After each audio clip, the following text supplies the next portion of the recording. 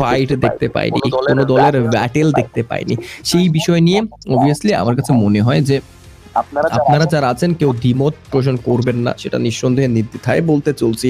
But obviously পর্গেতরির সিনারিওটা অনেকটুকু ভিন্ন, যেহেতু অনেক দিন ধরে আমরা বারমুদা পর্গেতরি এই দুটো ম্যাপ পারফর্ম করে এসেছি বা পারফর্ম করে আসছি, সার্ভাইভার্সরা পারফর্ম করছে, তো সেই দিক থেকে এক্সপিরিয়েন্সের দিক থেকে কোনো একটি সার্ভাইভার্সেরও কোনো কমতি নেই। বাট অবভিয়াসলি প্রবলেম ক্রিয়েট করবে রিচ এরিয়াগুলো, প্রবলেম ক্রিয়েট করবে হিল এরিয়াগুলো, প্রবলেম ক্রিয়েট করবে জোন। অ্যান্ড পর্গেতরিতে জোন কতটুকু কনফিউশন ক্রিয়েট করে সেটা কিন্তু আমরা অবভিয়াসলি জানতেই পারি। ওকে ভাইজান যুক্ত হয়েছেন আপনারা, আপনাদের সকলকে স্বাগতম। কুমিল্লা থেকে ভাই যুক্ত হয়েছেন, আরে স্বাগতম ভাই। বাট আপনারা সাবস্ক্রাইব করেছেন কিনা সেটা অবশ্যই জানিয়ে দিবেন। সৌদি আরব থেকে যুক্ত হয়েছেন, দেশ এবং দেশের বাইরে থেকে যারা যুক্ত হয়েছেন আপনাদের সকলকে স্বাগতম জানাই। এবার আপনাদের আমাদের সকলের অপেক্ষার প্রহর শেষ হয়েছে, আমরা ফিরেছি দ্বিতীয় ম্যাচ পর্গেতরিতে।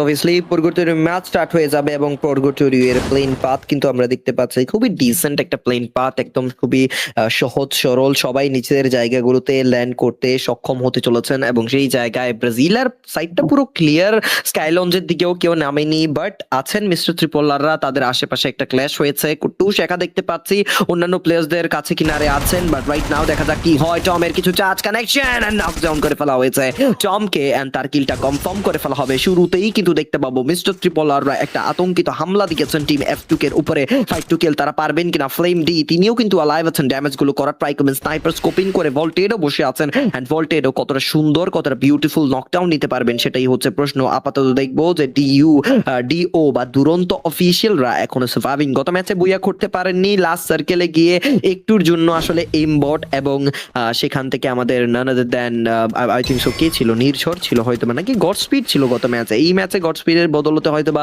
অন্য একজন প্লেয়ার সেখানে এসেছে, I don't know. Sadia gaming ইমবট তারা সেখানে আছেন, ডন ভাই ওয়াইটি তারা পারফর্ম করবেন, মুশফিক গেমিং থেকেও কিছু প্লেয়ার্স আছেন। ডন ভাই ওয়াইটি কেমন পারফর্ম করবেন, কেমন একটি রোটেশন নেবেন সেটাও কিন্তু কথা। ডন ভাই ওয়াইটি, শাফিন এক্সপেক্টেড, নানা গেমিং প্রত্যেকটা প্লেয়ার ডেঞ্জারাস, বাট না, ডনকে এই মুহূর্তে নকডাউন করা হবে, বাট ডনের কিলটা কনফার্ম করে ফেলেছেন সামনে থেকে প্লেয়ার মেকো, একাই কিন্তু নাচিয়ে মেতে ফেলা ট্রাই।